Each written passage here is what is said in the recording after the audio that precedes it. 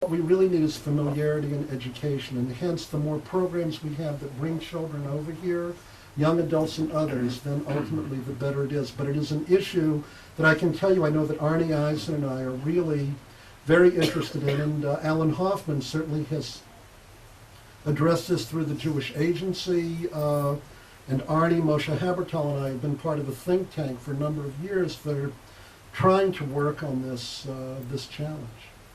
Matt? Hi, my name's Matt. I'm a student at Pardes. I'm sorry I missed you when you came there the other day. And my question is connected to Klal Yisrael and the patrilineal descent issue. And you spoke in your lecture today about differences between, say, Einhorn and Wise at the beginning, and I'm wondering, there must be certain people in HUC or in the Reform movement who lament that decision at some level, in the same way that Ismar Shorsh has made clear that he laments the decision regarding driving on Shabbos. So I'm wondering if you're willing to speak about those voices. Yeah, I'm happy to speak about them. I think in general, certainly you should know that it's only the American Reform movement that has embraced this notion of patrilineality. It is interesting, though, that even Chancellor Shorsh has now adopted a policy, or at least he has taken this position publicly. I do not know if it's yet a Ramah policy, that children who are patrilineally descended should be accepted into both Schechter schools and at Ramah camps, with the goal being the conversion of these children by the age of bar and bat mitzvah. I mean, this is a radical change for him, though, and he announced it last year at a conference where he and I were both speaking. I will admit that when this resolution was passed, I was not in favor of it, but I have actually come to affirm it. And there certainly are some voices, but I will say that in the American Reform movement, there really is not much dissent from this position at this juncture. I think one reason, there are two reasons. One, given the reality of intermarriage, the question is, what is it we're going to do with these children? And here I would turn to a responsum written by Tzvi Hirsch Kalischer, who was Chad Mevasrei Tzion, a forerunner of Zionism, who wrote the book Drishat Tzion, that first really legitimated the religious Zionist enterprise. Rabbi Kalischer received a shaila in the 1860s regarding children born to non-Jewish mothers and Jewish fathers in New Orleans, Louisiana.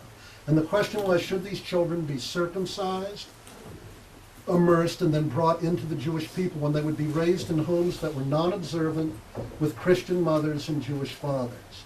Rabbi Kalischer and other rabbis did not take his position, but Rabbi Kalischer did. He asserted that it was not only permissible, lo rak mutar, ela gam kein mitzvah, it was actually a mitzvah to circumcise these children and bring them into the community. And the position he took in the end was, mi yodea, la yutzmachu mehen gedolei Yisrael. Who knows, great leaders of the Jewish people may spring from among them. There is a takana for patrilineal descent. That is to say, individuals can convert into Judaism. And when you have a reality where, you know, my sociological friends, my friends who are sociologists, fight over, is the figure of intermarriage in America 43% or 52%? And they really fight with one another at conferences over these figures. Whether it's 43 or 52, what I would say is it's a lot, however one would view it. And the issue for me is that what is it that our community is going to do with this population? From my standpoint, the future of Judaism in America, we need these kinds of numbers. In addition to which, I would even assert, from a religious standpoint, what about these souls? As Rabbi Kalischer put it, these children are at least Zera Kodesh, quite literally. They are holy offspring. And from my position, what we should do in a community where if people, again, intermarried and left, we would not have this challenge. We have the challenge because people intermarry, and they still in some way want to have or affirm a Jewish identity. The question then from the community comes to be, what should our policy be in regard to these people? And therefore, from my standpoint, attempting to welcome them and accept them and bring them into our people. And then hopefully transform them into Jews who will feel a sense of rootedness and connection to our Masoret is for me what the optimal policy is of the community in an age when the alternative is to simply push them away. I mean, here, let me just talk about two other respondents, and I'll leave this issue then.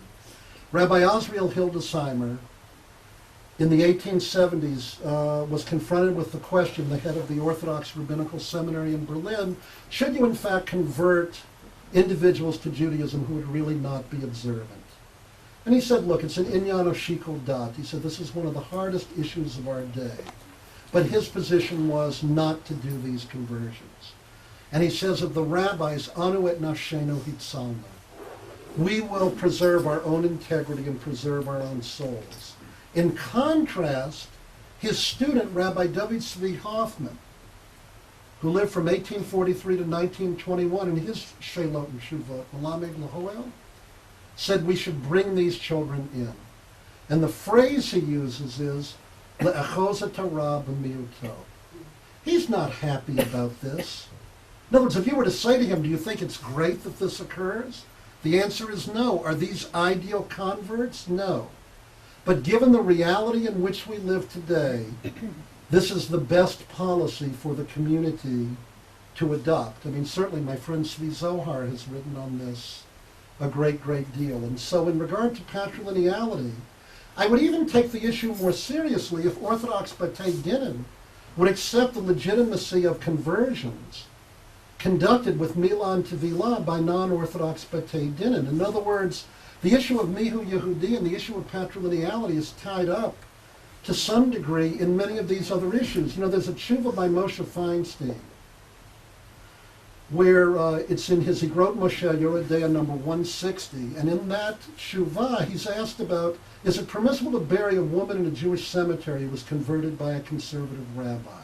This is in Canton, Ohio. The woman had lived a Jewish life her entire life. Her children had married Jews. Now can this person be buried in a Jewish cemetery? The question obviously relates to what is the authority of a Beit Din composed of conservative rabbis, L'gayer Anashim. What is their right to convert people to Judaism? And in the end, I mean, I could go through the whole tshuva with you, but in the end, his position is Pashut Gerut Shel HaRabbis. He writes Reish Aleph Bet Yud Yud Samach. Sharabbis HaConservativer Eino Klum. In other words, it has no legal standing. And he says, look, in the end, maybe you cannot prevent this person from being buried, but be sure to tell Kol Yehudim Kasherim to be buried, Likaber Chet Amot, 8 cubits from the kever, the grave of this woman. I think in the end the issue is that the halakhic sources, I will tell you, let you go in a number of directions, though not patrilineality. I mean, I wouldn't assert that. But the issue is what's really the optimal policy for the community to take in an era like ours, so that in this sense, if real unity could be achieved in these issues, I think the discussion would move in a different direction. But in a world marked by pluralism, I think everything should be done to bring these children into the community. We have 5 more questions. I'm closing the list. Okay, why don't we ask them all and then I'll... You can ask them all. Okay, easy first. Thank you very much for what was a fascinating address. I'd like to follow up, if I could, on some of the matters that you've been discussing. Really, the sociological aspect that you've been raising. And I want to ask you, assuming that anti-Semitism is not going to grow in America, which is a big question mark. That's a big assumption. Very big assumption, but let's assume that. Let's assume that the present trends of a kind of Bundism in America, where Israel becomes less and less relevant, continues along the same lines, because all the polls seem to show in that direction. Assuming then that you're going to be concentrating on American Judaism with education, education by itself, I'm sure you'll agree, has to have a central message. And where that central message, just having texts and a few minhagim, is that going to be able to maintain Jewish continuity, particularly in the context of acculturation, and particularly in the context of liberalism, when there's a conflict of liberalism and Jewish traditions, the tendency seems to be to go towards a liberalism. Where does it all end up? Can one really hopefully talk about maintaining Judaism in the long term with the acculturation and purely in sociological terms. Okay. Kate, and then afterwards Dr. Avner-Falk. I don't think I need that. My question's kind of along the same lines. It seems like every week here there's an article in the paper chastising American Jews, Reform Jews in particular, for not being Jewish enough, which I find ironic because most Jews in this country are not observant. Right. In fact, in 1 week I had 2 grandmothers tell me that their grandsons were not going to be circumcised. And I'm wondering, before you can meet the challenge of how do you keep American Jews Jewish, or how do you make them Jewish, you're going to have to define what it means to be Jewish, and who gets to do that. Avner, and afterwards Edward Cohen. First of all, thank you for the interesting lecture. I have a couple of very brief questions. One is that in Central Europe in the 19th century, which you like to talk about, the word was not reform, the word was liberal. Liberal. And Herzl was a liberal Jew, and many others were liberal Jews. My question is, how did it come that the American Jewry chose that term of reform rather than liberal? That's one question. The other is, as you know, in this country, the reform movement calls itself the movement for progressive Judaism, as if other Judaisms were regressive. And my question to you is... They're not? Well, Never mind, just go on. I'll let that pass. But the thing is that in this country, as you also know, the Reform Judaism movement is discriminated against in the sense that its conversions and other marital affairs and so on, marriage, are not recognized by the establishment. How does American Jewry, American Reform Jewry, feel about its treatment in this country? Edward, and then Love Edward, and then the final. And then the final question out of Following on from Avner's question about Israeli Jewry, there is a well-known saying that Israelis say the synagogue I don't belong to is Orthodox. Right. In other words, the feeling is that what do we need reform for? It's synagogue that we reject, not any particular stream. I'd like you to comment as to whether that's still true. In other words, is there more interest from Israelis as opposed to immigrants who came from a reform background? And also, could you comment on all sorts of new movements like Shira Chadasha that are going here? final question, Arthur. Rabbi Ellenson, you wove together several themes. One that I've heard you speak about in the past is the importance of Jewish education for the Reform community. You spoke about intermarriage. You spoke about patrilineal descendancy. You spoke about the tshuva, tzvi hirsch kalisha. You didn't speak this morning about the new piece of research that a faculty member at your school has brought out, entitled The Tale of Two Judaisms, which indeed kind of vitiates the comments that you made about intermarriage and patrilineal descendancy.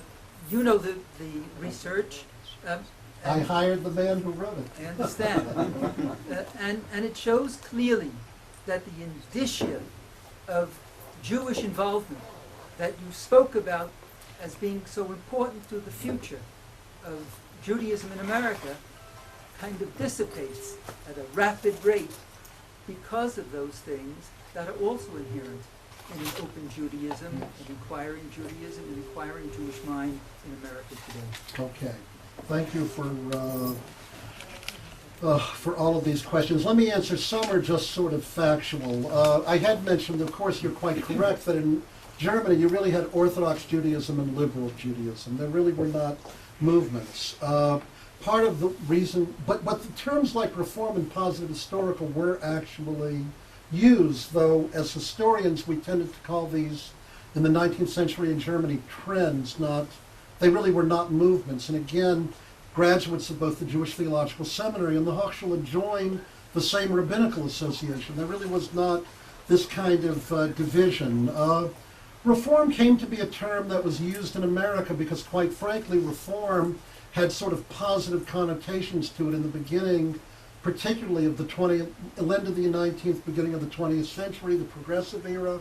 Reform was a positive term. Conservative Judaism simply arose in response to reform. I mean, that was really how the title came to be used. Indeed, there were many people later on who would rather have used the term traditional Judaism than conservative, but once a movement's named, it's very hard, as it were, to unname a movement. In terms of mitkademet here, I think all that's really trying to be done is that given the way in which reform is portrayed in the minds of even most secular Israelis, reform is really a rather negative, pejorative kind of term.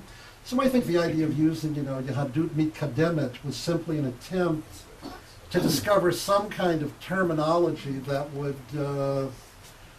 reflect, in quotes, some kind of liberal kind of orientation. And terms like progressive Judaism had been used. You are quite correct about what the connotations are vis-a-vis other forms of Judaism, but be that as it may.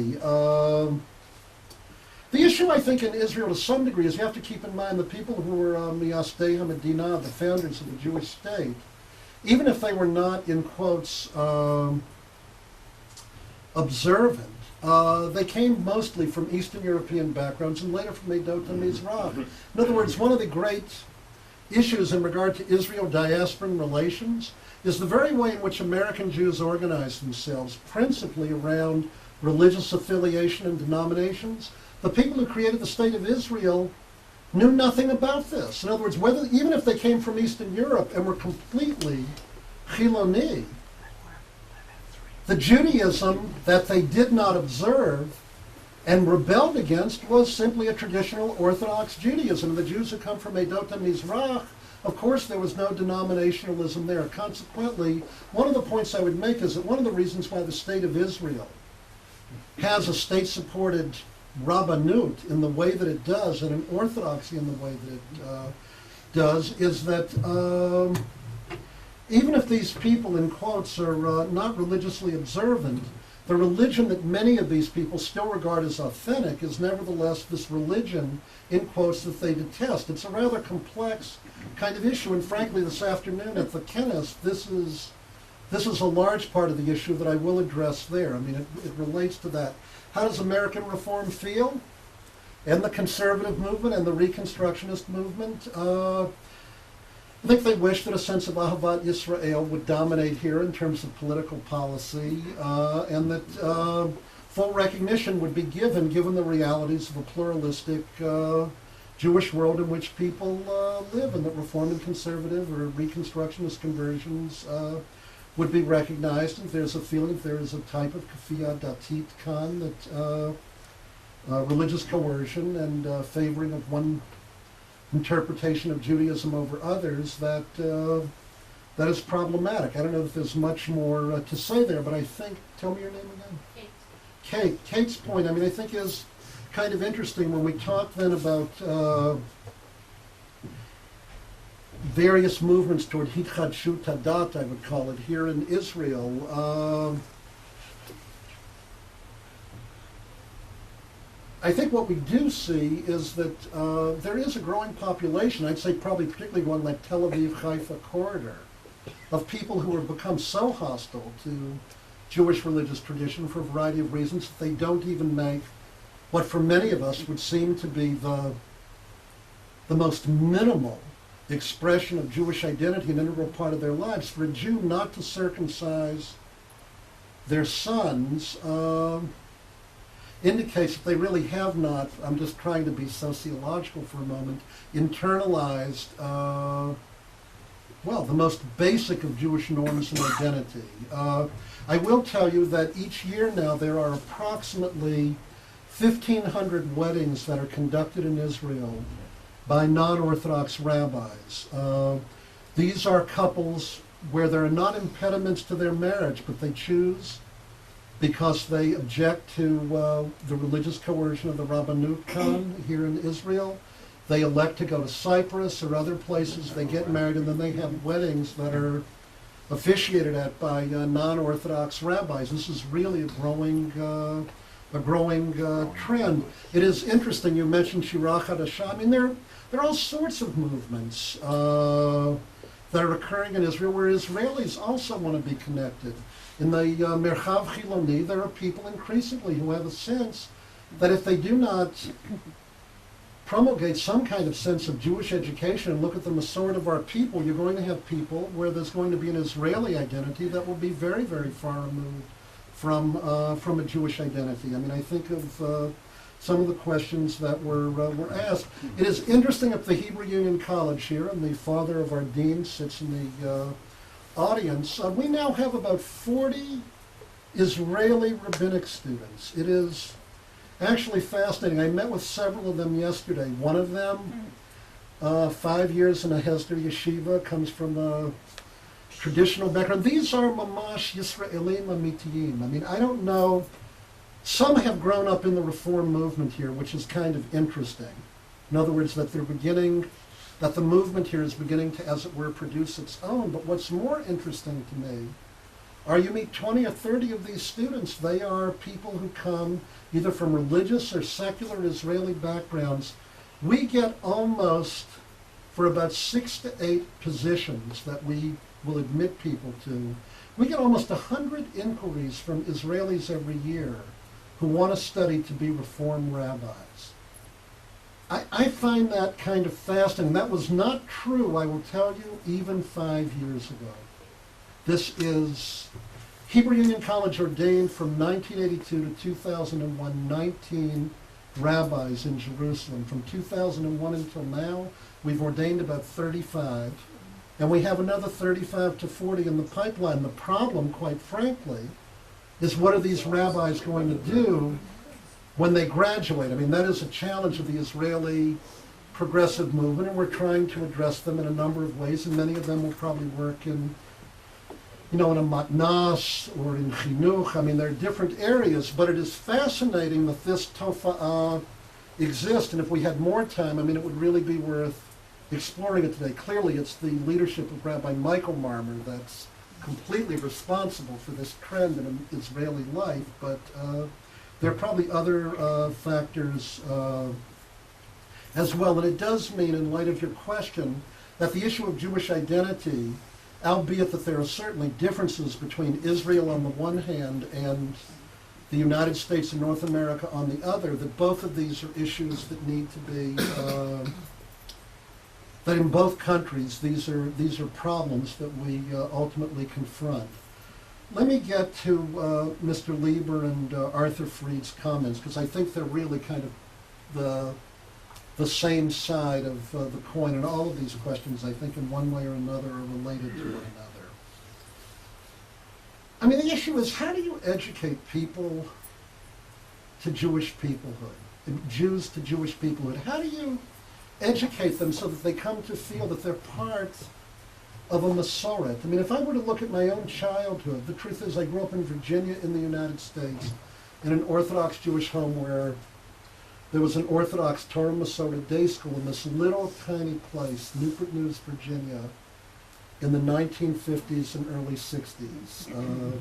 29 children in 6 grades. I will not even describe the pedagogic methods, though they worked well for me. My greatest memory of my chinuch as a child was, among other things, for example, we had a siddur called Shvil Chadash. It was a little blue siddur, and there were, some of you may know it, and they had numbers by each line in the prayer book. And one of the things that the rabbis used to always do with us is that we were, they would call out a word.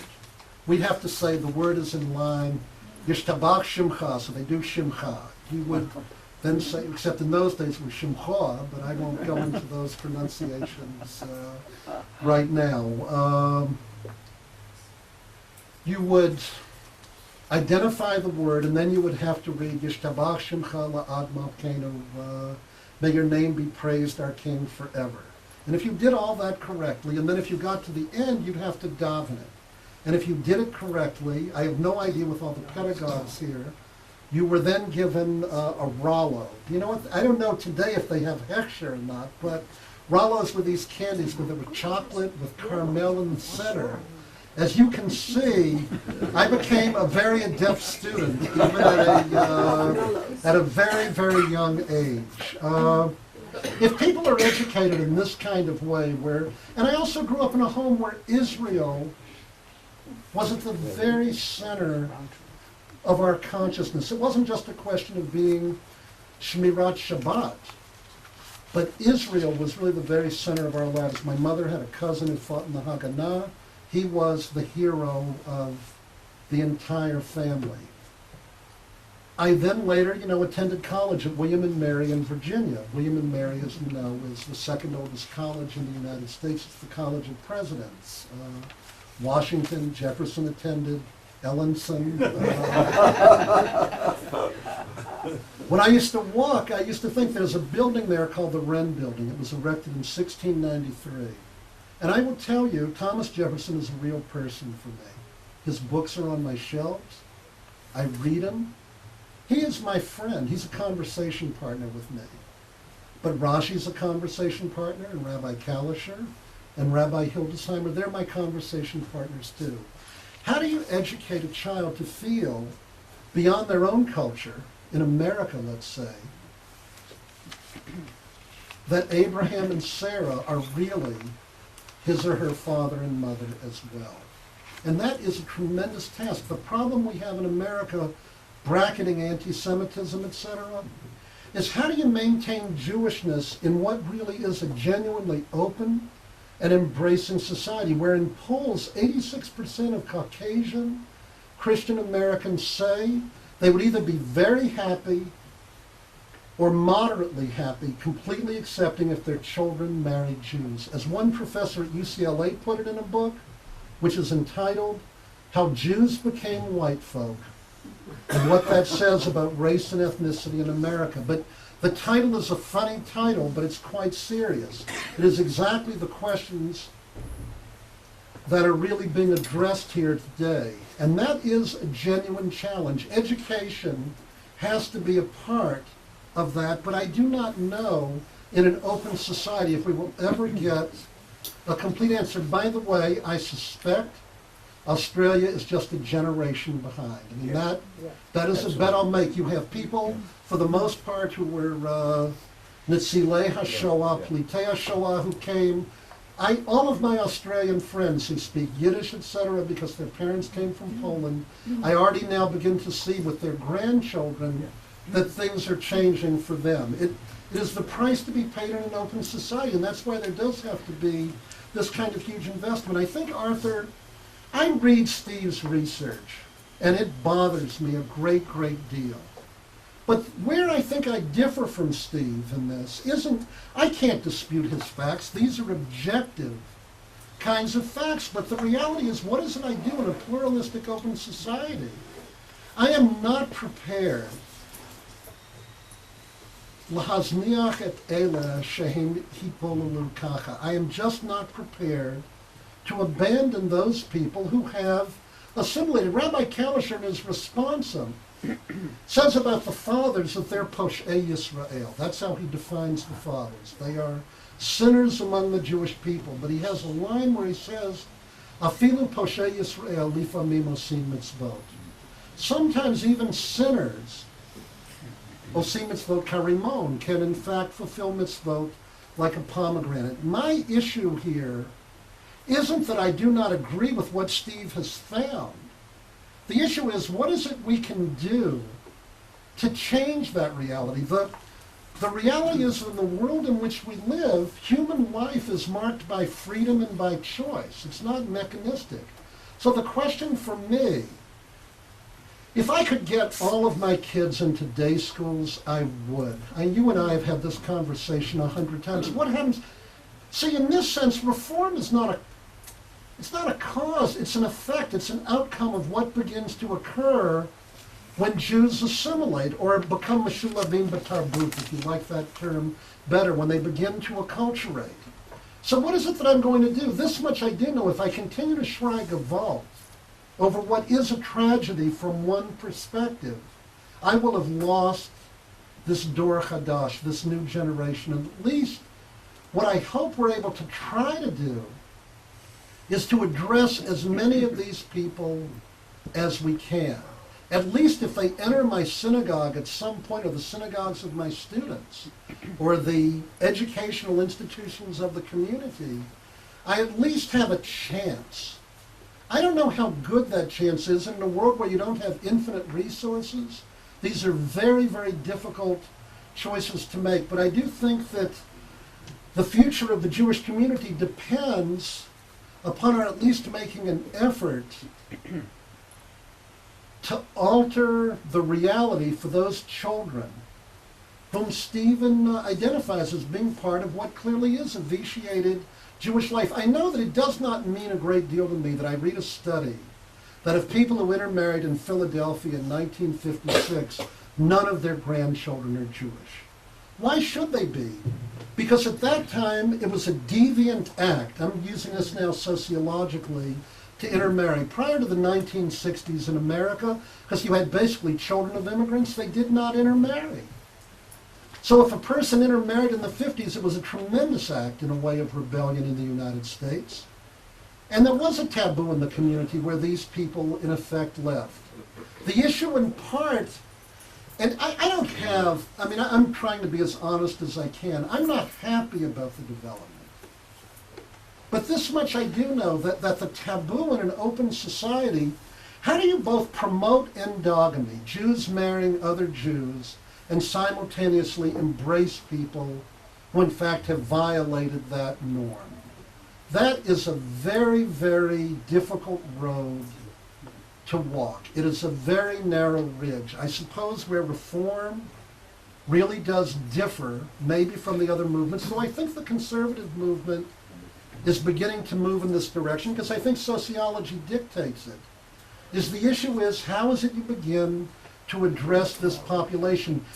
As Harold Schulweis put it to me in his synagogue, he has never had a problem with a child of an intermarried couple where the mother is Jewish. He has never failed to have the child converted by bar and bat mitzvah. He looks at it principally as a pastoral challenge. When the mother is not Jewish? Where the mother is not Jewish. He has always been able to have this child go to the mikveh, etc., prior to the age of 13. I don't say it would happen in every case, but the reality is if we at least get these people within the door, you know, my nafkamine, I mean, who knows what an effect will emerge from this, so that for me, the idea of having these open gates, it is an important effort to make, because Steve's statistics, for me, are depressing as anything. They are, I mean, you should look at his work. I frankly just sent out his study to all the members of my board. I want them to see it. Simultaneously, I think what I am trying to say is, how is it we come to change it? And that, by the way, is a problem in a different way in America. But as some of you have indicated in your comments and questions, Israelis, Haim Gamkin Tzrichim Lizkor Shezoe Baya Gamkin Khan. It is a problem here as well, because what will be tragedy for the Jewish people will be if you have an Israeli identity totally bereft of any kind of connection to Masoret Am Yisrael. And when I hear these stories, and in fact, one of our best friends in America, an Israeli couple, they too did not have their son circumcised. And the wife, by the way, comes from a mishpacha temanit, and the grandfather came over and was just crying to me about the fact that his grandson was not going to be circumcised. And therefore, I would just say that I think these challenges are challenges that confront us all. The last word, and with this I promise I'll stop. You don't have to. No, I really do think, and I don't, you know, this is presented in a denominational way. I mean, I presume you had someone speak on conservative, and you'll have Orthodox and Reform. And this may sound odd given my position. I actually do not care a great deal about denominations. I am not what I consider myself to be. I do not define myself, in quotes, as an halakhic.